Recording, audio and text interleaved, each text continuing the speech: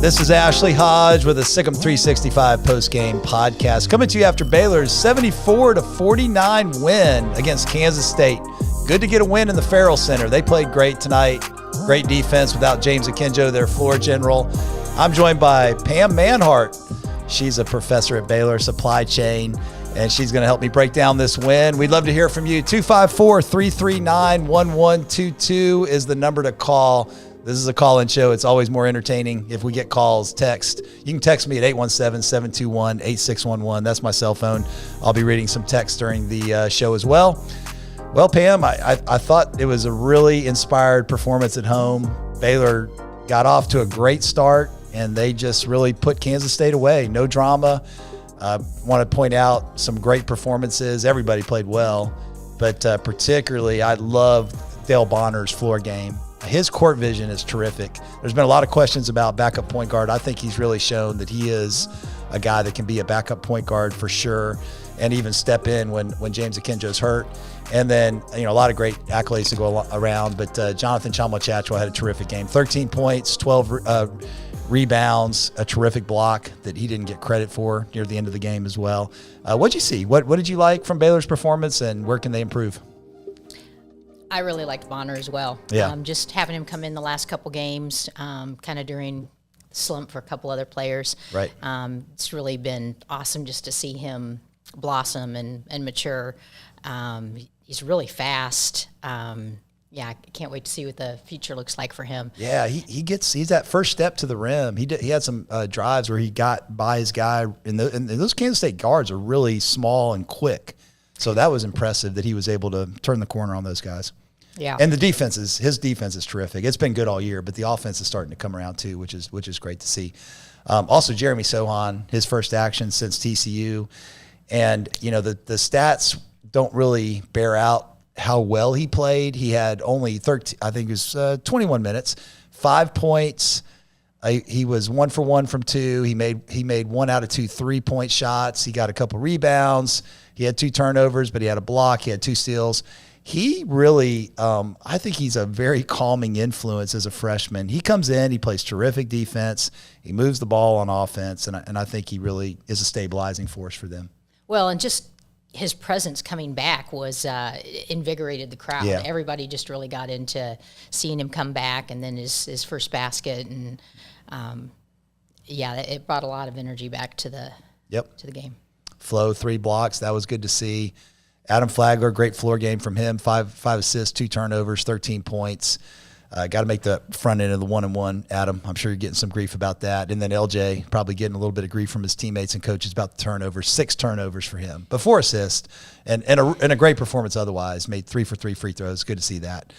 9 for 14 from the free throw line. That's one thing you can point at. They didn't shoot the 3 very well. 7 for 21, but hey, the defense was terrific. Held Kansas State to 5 for 23 from 3-point range. 254-339-1122 is the number. We'd love to hear from you. Any calls in the hopper yet, Armstrong? None yet. Okay, I do have a text or two I need to read. I think turnovers have just been a theme Yeah, all year. Even yeah. before the slump, turnovers have been a problem that we just really need to clean up. I would agree. But we are out of the slump, which is really good news. And I actually don't even mind, having us fall in the ranks. Yeah. I think that's a lot of pressure. Yep. For a bunch of younger guys, and I don't mean any disrespect.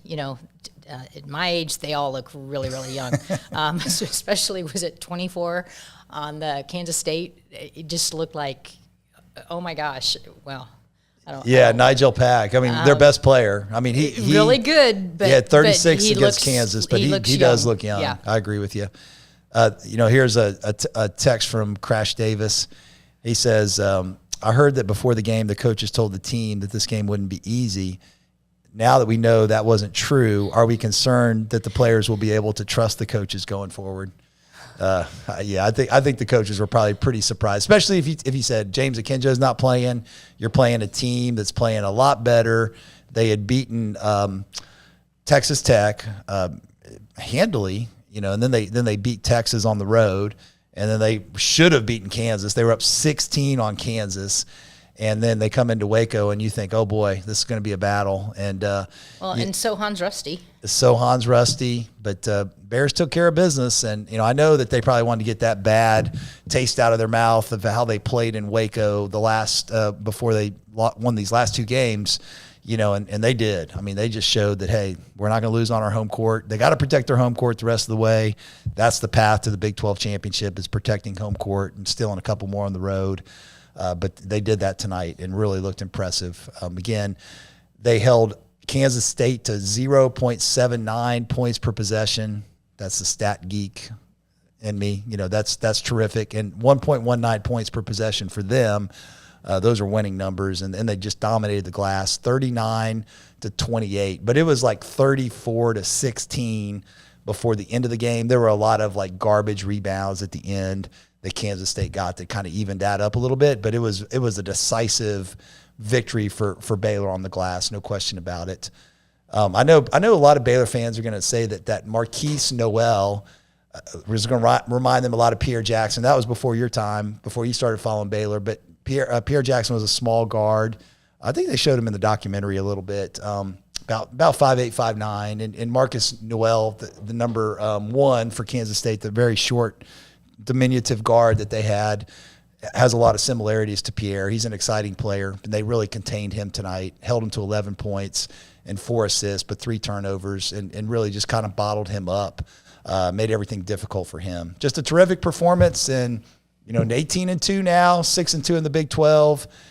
They're behind Kansas. I know Kansas only has 1 loss, but they certainly set themselves up for a great stretch run and the ability to really compete for a Big 12 championship, and they're in a great position right now. Well, and back to Crash's original question, you just can't sleep on anybody in the Big 12. It's the best conference in basketball right now. Yeah, I figured Kansas State would come out a little flat. I mean, I knew that emotional loss at home where they were just up 16 and then just, that I don't know how to pronounce his name, Kiasi Eziugu, or they're big. He was 1 for 6 from the foul line against Kansas. They missed key shots. They made bad turnovers down the stretch. They really blew that game, and I know they probably felt terrible about that. And I think that may have carried over. But hey, Baylor's got to go out and dominate like they did, and just really terrific basketball, and couldn't be more proud to see what I saw tonight, especially the effort and the defense. I mean, both of those areas were really strong. Yeah, they missed a lot of shots. They did. A lot. Yeah. But the right people were taking shots. Like they let. No, I meant Kansas State missed a lot of shots. shots. Oh, I know, but Baylor let the right people take shots. Okay. Like you want to make sure number 24 is not getting open looks. You want to make sure that Mike McGurl's not getting very clean looks at the basket, number 00, and then the other one is number 1, and they did a good job scouting those guys. These other guys, they're not great shooters, so they're like, hey, if you make open shots, then good for you. But they did a really good job keeping the guys that are great shooters and limiting their open looks. So that was key. I think 24 only had like a third of the points that he had against Kansas. Yep. He was 2 for 7 from 2, 2 for 5 from 3. Missed a free throw. He's a really good free throw shooter. So a decent game for him, but not one of his better games. He's hurt Baylor in the past. I mean, he had a great game against Baylor in the Big 12 tournament last year. Kansas State, really gave Baylor a scare and took him down to the wire after Baylor blew him out twice in the regular season. But tonight was, definitely a great win against a really good basketball team. The record doesn't show how good this team is, but they had been playing better. Now they're 10-9, 2-6 in the Big 12. And Bruce Weber, I think, is now 10-13 against Scott Drew. Scott Drew's been on a little winning streak against him. There was a point in time when Kansas State had Baylor's number, and there was like 5 or 6 in a row that Kansas State won, but that has been flipped, and Baylor's been winning all the games as of late. So good to see. 254-339-1122 is the number. Any chat comments, Armstrong?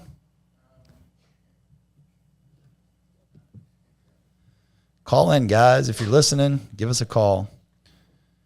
Mike Dunham sent me a text. Great quote from Coach Drew after the game saying he told Cryer that getting to 10 turnovers doesn't count towards your double-double. Yeah, great point. LJ was well on his way towards 10 turnovers, but fortunately he kind of got it under control near the end of the game. Let's see if there's any other quotes here. Surprising. So here's a surprising result tonight. Baylor plays Alabama in the Big 12 SEC Challenge, and that game is going to be in Tuscaloosa on Saturday. I think it's 3 o'clock or 3 o'clock Central, I believe, maybe 4 o'clock Central. And Georgia was 6-14 in the SEC, so the worst team in the SEC. Alabama was, I think, 13-6, or Georgia was 5-14 heading into the game, and Georgia beats them. So Georgia pulls off a big upset before Alabama plays the Bears on Saturday.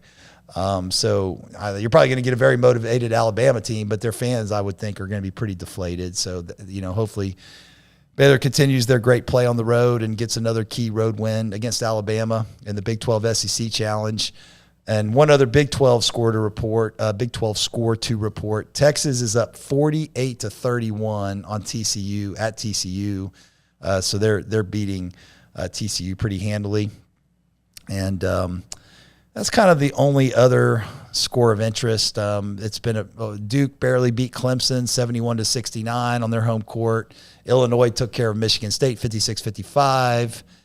Villanova blew out DePaul. Auburn only a 1-point win at Missouri. That's a surprising score. So number one Auburn 55, Missouri 54. Kind of a shocking score there. But otherwise, it was not too much upset excitement in college basketball tonight. But glad that Baylor did not become one of those upset victims. All right, once again, 254-339-1122. Call us with your questions. We would love to hear from you. All right, so Kendall is obviously talented and was playing well tonight, but do you think he should pass less and take more shots? That was a conversation in my section tonight. Yeah, I mean, I love the efficiency. I love the unselfishness. He was 10 points, only took 5 shots, 10 rebounds. I mean, as long as he's active like he was tonight on defense in the glass, I think that's what this team needs. He's capable of some big scoring outputs, especially on back cuts, alley-oops, putbacks, and he did that, 10 points. Second game in a row where he's in double figures. So I just want him to keep doing what he's doing in that regard. I mean, he's not the greatest shooter in the world. I think he's a capable shooter, but we got a call, Armstrong? No, we did not have a call, but we have YouTube chat. Okay, let's hear it. Jay says, how about Bonner? His floor awareness has improved greatly. His feeds tonight were on fire and threaded the needle. Yeah. TCU getting drilled tonight at home, by the way, against Texas. Yeah, Bonner was – I couldn't be more impressed. Ken Palm has a 161 offensive rating. That's terrific. He didn't have the best game against Oklahoma, especially, I think he had a bad turnover and then kind of sulked a little bit after that and got beat down court. But he turned it around tonight. He was really good. Defense was fantastic. Made a 3, had a couple drives to the lane, which were really good. I was impressed, very impressed with Bonner. Good comment. We also have from Brian Etheridge. What's up, Brian? I'm not sure who this guy is. Need the formula for days of supply, he says. That's a supply chain question for Pam. Let's hear it.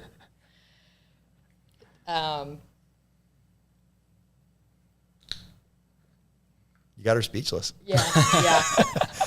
You were impressed that I had read The Goal. I remember having that conversation with you because that's like the kind of the Bible of supply chain, right? The Goal. Or it's one of the key books in supply chain management. It's a good book. For the general public. I mean, it's not too technical. No, it's not too technical. It's written The Goal? Written more like a drama. Yeah, it's all about bottlenecks and how to avoid them. I mean, I guess that's a good summary, right? Find them, relieve them. Yep. Yeah. It's kind of internally focused, right? Whereas most of the research these days is more network. we're getting a little off topic, but Yeah. I remember reading some tweets about the Long Beach, like, shipping containers, like the glut of, ships not being able to get into the Long Beach port. And some CEO of a company, I can't remember who it was, he said, I need every politician to read the goal right away. And I've got some advice. And he had like 30 tweets in a row, like, we can solve this crisis by doing this, this, and this, and this. So I thought that was pretty interesting. Yeah, I don't know. We also I just would rather the politicians stay out of it. Yeah, good advice. Brad Strickland says, great Big 12 win. It was a great Big 12 win. Yeah, 6-2 in the Big 12, and I think Baylor's in pretty good shape in this Big 12 race. All right, so I'm curious here. I know this is Hambone on our site is always looking at this, but I'm going to look at where it says, okay, they're projecting 13-5 for Baylor and 13-5 for Kansas. So just a projection, but Kansas is 6-1. It's TCU. They still have to make up a game against TCU, so that's why they have one less game than we do. So Kansas next few games, they got to go to Iowa State. Not an easy place to win. Iowa State hasn't been playing as well, but they're capable of beating Kansas for sure. And then they got Baylor at home, and Baylor, if Baylor can steal that one, that would be terrific. Then they got to go to Texas, and then they got Oklahoma State. But their last stretch is a little tougher for them. They have played Texas Tech twice already, but they got going to Baylor on away, and then they got to go to TCU away, and then they get TCU at home, the makeup game. They actually have 3 games in 5 days at the end of the season, so maybe they'll be a little beat up, and that might help Baylor to get that extra edge in the Big 12 race. 254-339-1122. This is going to be a very short call-in show if we don't have calls. Give us a call. We want to hear from you. Where's the regulars? The Stephen in Virginia, the First-time caller, long-time the listener. Matt in Yes. DC. They're intimidated by Pam, I think, because they're normally calling. T-Rex. I mean, we got to hear from you guys. We got a text from Raymond from Waco. All right, let's hear what you have to say, Raymond. He says Duke almost got wiped out by an unranked team. Yeah. That's from Raymond from Waco. Duke's has not impressed me. I don't think they're a top 10 team. They're number 9 right now. The ACC is so weak. I mean that I don't know if they're going to be battle tested by the tournament. They got some talent, but I'm not a big. Auburn's been impressive. I'll give Auburn their props. I think that Arizona's been very impressive. UCLA I think is a very good team. Oregon's playing better basketball. There's some teams in the Pac-12 that can do some damage. Villanova, kind of up and down, but they're good. They're really good. But yeah, I mean, I think Duke is. I think the ACC is. It's the weakest you've ever seen it. I mean, you're a Carolina fan. Yeah, very weak. Yeah, very, very weak. We got a call. All right, success. We got Chase. Chase, you're on the Sikkim 365 post-game show. What do you have to say? Hey there. Thanks for the show. I enjoy listening to you guys after every game. It's awesome. I do have a comment, though. I've been following some of the drama happening about Texas Tech. So post-game, obviously, they came off that crazy loss against Kansas yesterday. But some of their fans have taken to kind of the social media stuff and attacking some of their players. Ooh. In terms of, like Terrence Shannon and McCullough. And specifically, there has been family members of McCullough speaking out against it in terms of kind of death threats and things like that. So that's kind of sad to see. Yeah. In terms of student athletes and what they do for your school. And I just want to make sure that we are supporting our student athletes and everything that they do for us and for our enjoyment. So that's somewhat sad to see. So hopefully people will learn from that situation. So yeah, great comment, and really needs to be reemphasized. I mean, these are 18 to 23-year-old kids, and they got a lot going on. I think interviewing these guys in the studio and seeing the workload they have school wise and juggling practice. I mean, being a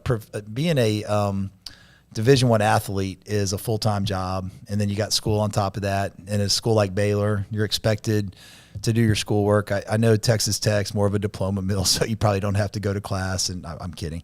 But, I mean, there may not be the expectations for student athletes at let's just put it this way. There are probably higher expectations at Baylor than there are other schools. So there's a lot to juggle. And, but yeah, it's really important just to remember these guys aren't trying to, that's a tough place to play. And Texas Tech played great. And, probably one of their two most disappointing losses in the last 3 years, the national championship game being the other. But I do think that they really gave a valiant effort last night, and that's poor form for the fans to be piling on like that. I would agree with you. Great comment. Yeah, I agree. Yeah. Thank you. Hey, thank you for the call. Yeah, you got it. Hopefully Chase wasn't a Texas Tech fan. I took a few digs at Texas Tech along the way there. All in fun. I love Texas Tech. All right. 254-339-1122. Give us a call. Love to hear from you guys. We got a text coming in from the 832. It says, Ashley, just curious. Early in the second half, did the usher ask you to sit down? Thought I saw her come up and talk to you, and then you sat down. I gave her a little look of disdain. Somebody evidently asked me to sit down and stay out of the aisle. I get irritated at that. We need a hostile environment at home, even though it was an easy victory. We need more excitement, more fanaticism, not less. That's my opinion on that. But I know reasonable people can disagree.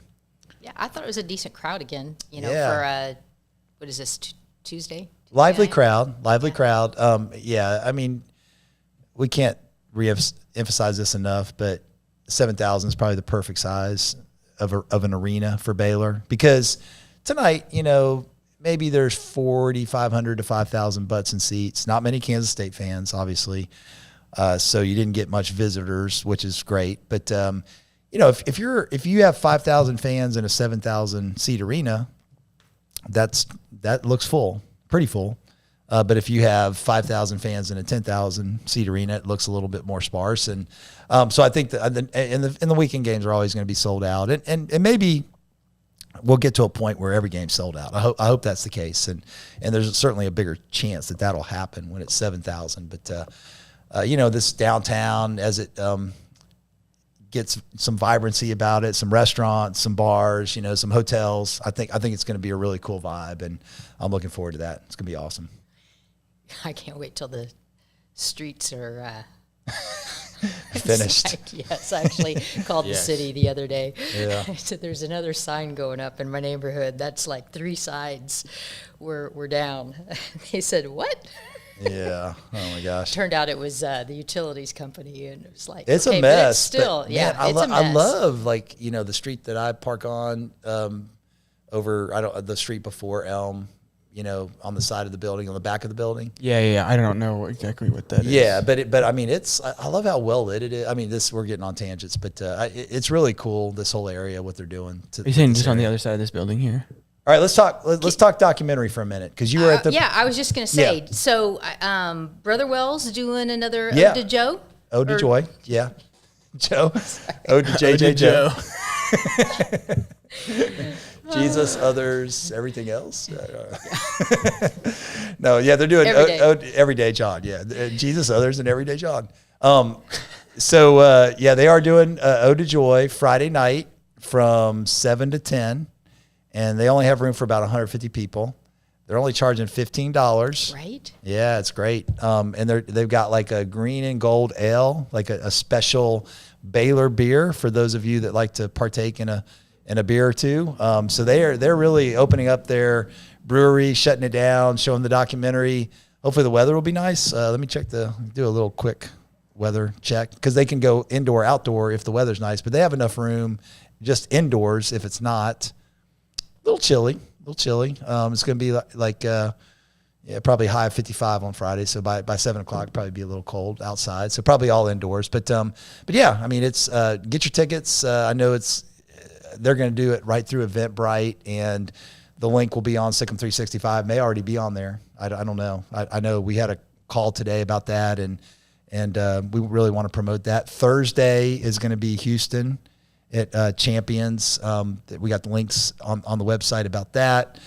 We've got some scheduled in Austin coming up, San Antonio. So if you have missed Ode to Joy, and I know we're going to try to do a few more in Dallas-Fort Worth also. So be checking Sikkim 365 for the latest information on the Ode to Joy premieres. But you were there for the I would just premiere. highly recommend it. It was just awesome. People have been fans for decades. Will just really appreciate the, ashes to, like resurrection. Right. They'll recognize a lot of the people being interviewed. People like me who are newer to Baylor. It was a really great history lesson. Funny, tear-jerking, educational, clean, totally appropriate for the whole family. Yeah. I mean, it's Chris Scott did a terrific job just telling the story with some humor, some emotional moments. I mean, he did a really good job of bringing you through the full range of emotions. You'll laugh, you'll cry. It's a pretty cool way to honor this basketball program. And I think if you I went to dinner. I've said this on the message boards, but I'll say it on this show as well. But 254-339-1122. We'll take a few more minutes for calls if anybody wants to call in and make comments on the game tonight. Yeah, hey, Ashley'd like some calls. We're stalling until we get a call or two. But no, I mean, I went to dinner with Sabrina Adsit, our event planners, and a bunch of her friends after the Dallas documentary. Is that the girl in the gold dress you were taking all the pictures with? That's Lisa Adams. Sabrina's. That's a different person. Lisa Adams was one of the producers of the documentary. She was kind of with Chris through all of the production and interviews, but Sabrina is a Baylor graduate, and she was just like an event planner. She's the one that's actually scheduling all these events. But so I was with a lot of her friends, and some of them were like SMU, Kansas, University of Texas grads, and they were like, "Hey, look, we came to this because Sabrina asked us to. We brought a book. We were like planning to do other things while the documentary, because 3 hours is too long." And they said, we were captivated by it. He said, Scott Drew's Ted Lasso. Like we fell in love with Scott Drew. We think he's the, modern day Ted Lasso. And we're like rooting for Baylor now because, I mean, it's just so cool to see his relentless positivity and, the Christian witness and, everything right about, college basketball. This program is doing the right things. And so I think, that was encouraging to hear, because we're trying to sell it to a streamer. And, even though Baylor has a decent sized audience, we're not going to be able to sell it to a streamer if it's just going to be Baylor people.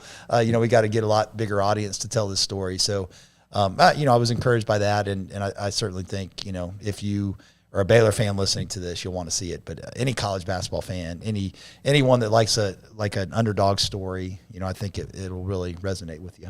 Yeah, and it really resonates today, where coaches are on the hot seat from day one, and they gave him time.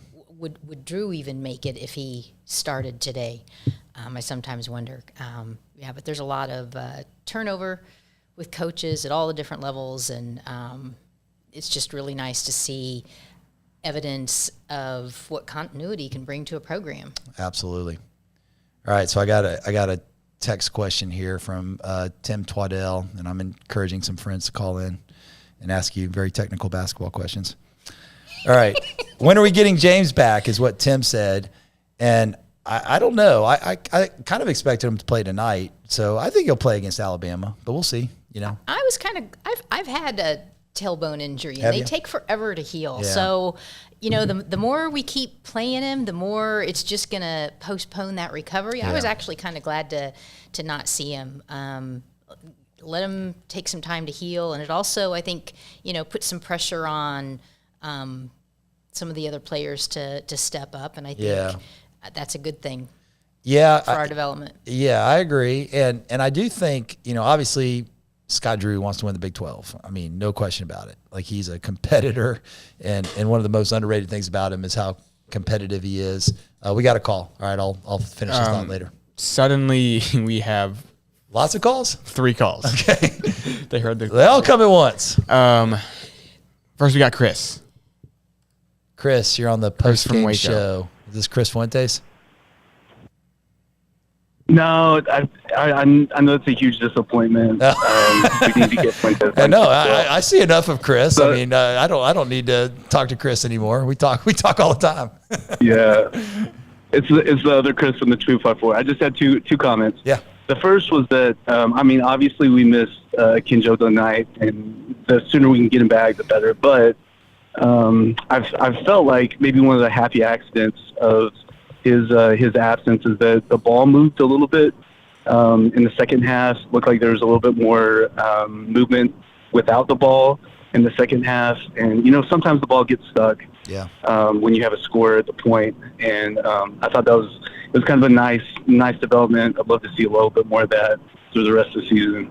The second thing was that I got to the game with the kids about 15 minutes early, and it would have been just enough time to grab a beverage if something like that were available. I wonder if you guys knew anything about bar, restaurant options around the new arena or any developments that might be on the offing there. Yeah. That's it. Yeah, great. Well, first of all, great comment about ball movement. I think anytime you have a great point guard, there's a tendency sometimes for the ball to stick because those point guards are so good at creating offense off the bounce. And we saw that with Curtis Geralds, even a little bit with Davion Mitchell and Jared Butler at times. But when guys aren't able to blow by their man, sometimes the ball movement's better and you have more cutting. And so I agree with that comment. And I think what's really going to help Baylor is Akinjo's injury is going to help these other guards. Like if Akinjo gets in foul trouble or, if he gets re-injured again, God forbid, like at a key point in the season, now these other guards are going to be ready for that moment to be the primary ball handler because they've had experience in game action. Flagler's, done really well against West Virginia. He was good against Oklahoma. He had his struggles against Tech and Oklahoma State, but he has really turned it around and played a very good floor game. And then Dale Bonner tonight, that was super encouraging. And the bars, like that may be a question for you and Armstrong because you probably follow the local Waco development more than I do. But what do you know, like what kind of restaurants or bars are coming in down on the riverfront development? I do not. Okay. Armstrong, have you been paying attention to that at all? I have not. Okay. Well, we got plenty of time to hash that out. But yeah, and I think it's just been announced so recently that they don't have all that put together. The only one I'm aware of is Slow Rise coming in on the northeast side of the river.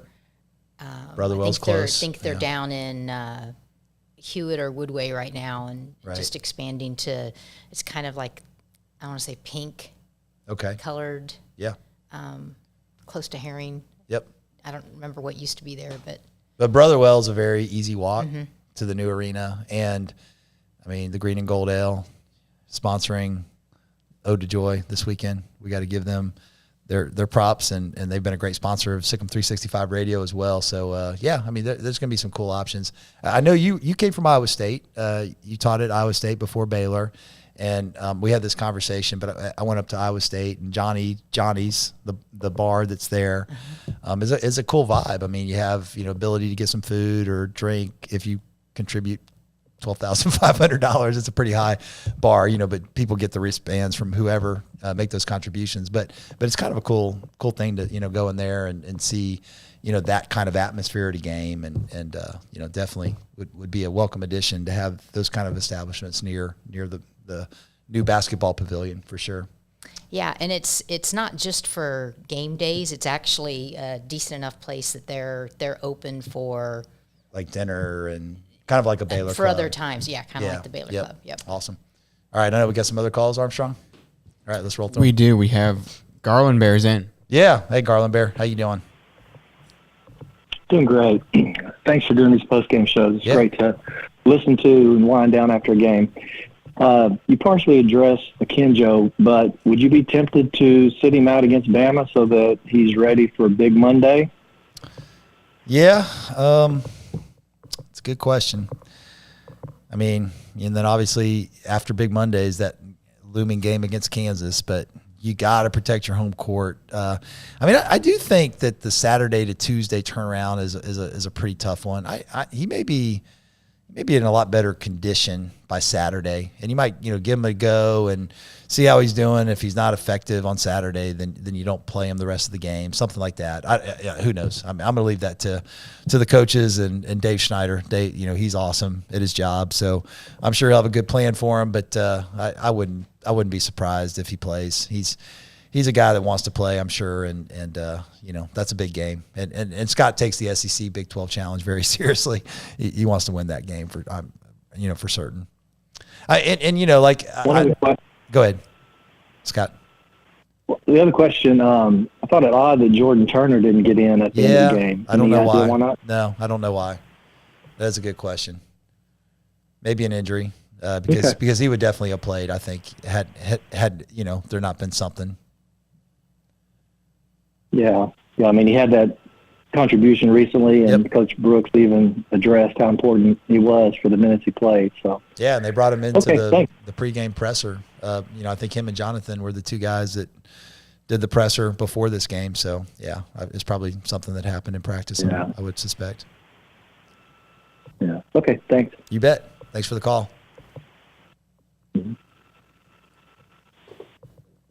Got one on the line? We do. All right. We have from the 254, Scott. You're on. Hey, Scott. Thanks for calling in. Hi, Ashley. You know me better as Stat Man. Hey, so I Stat thought Man. I'd join the party. What's your stat? What's your stat for the day?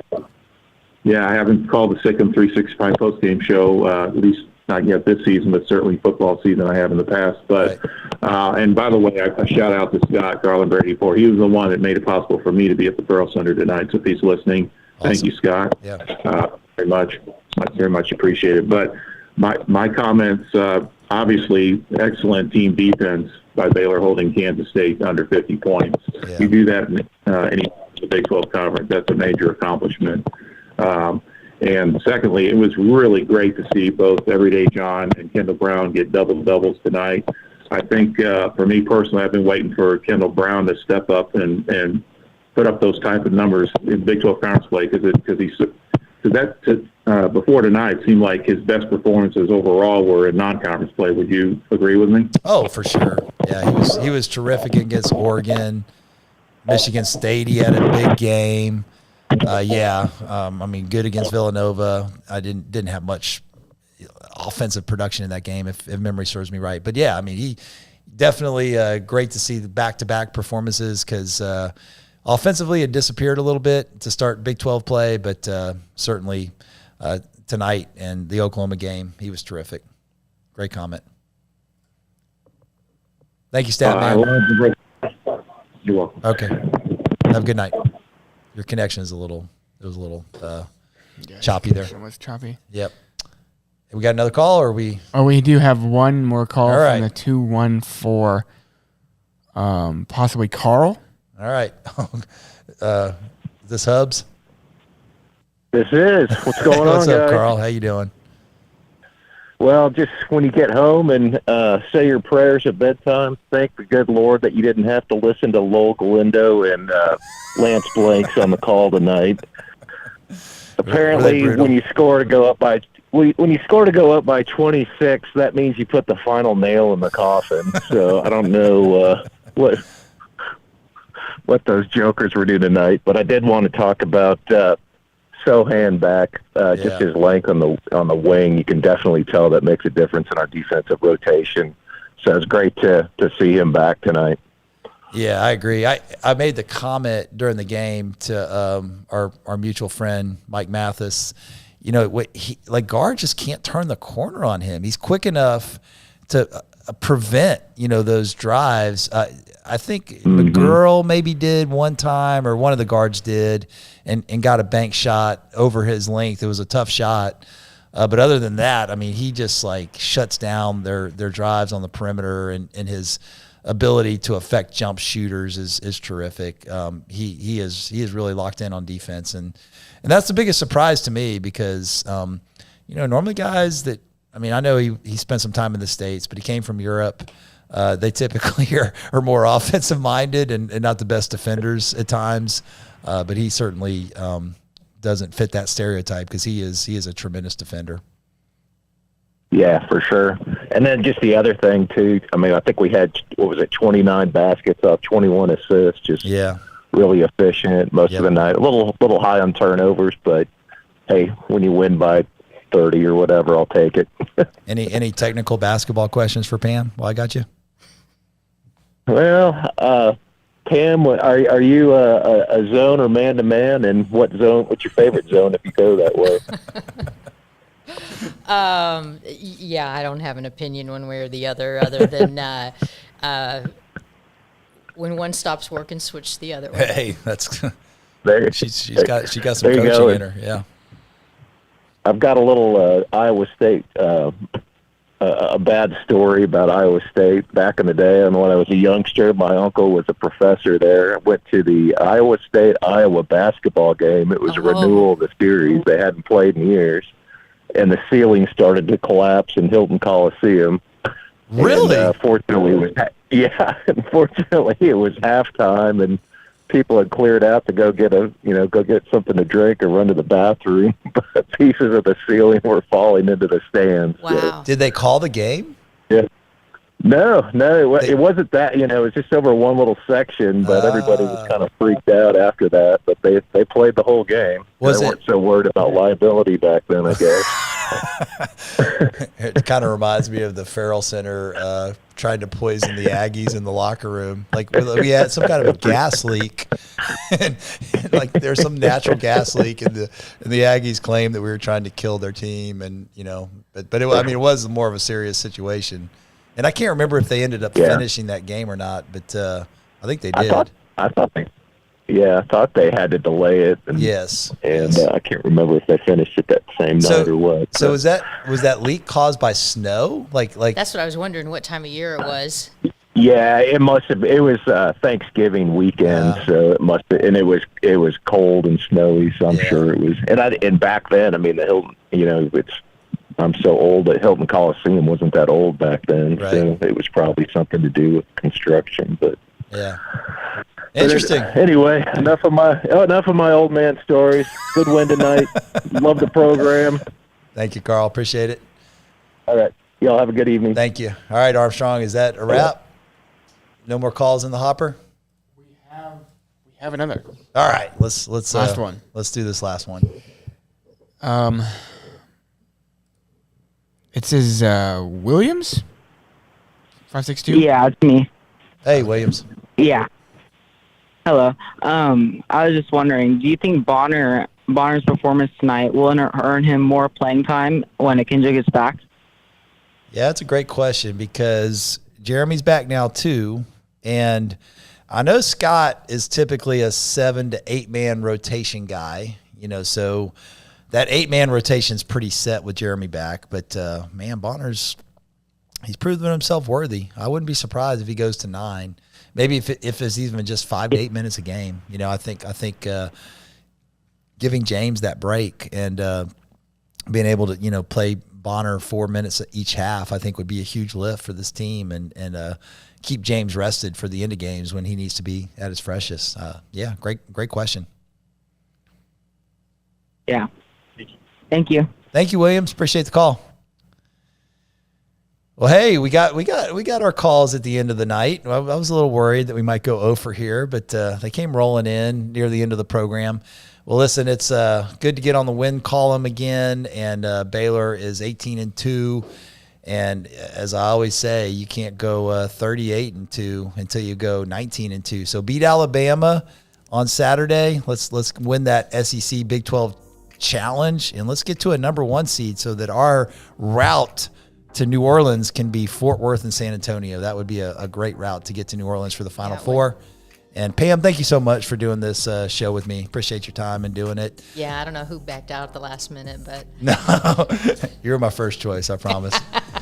You've been listening to a Sick'em 365 post-game show with Ashley Hodge and Pam Manhart. Sick'em Bears.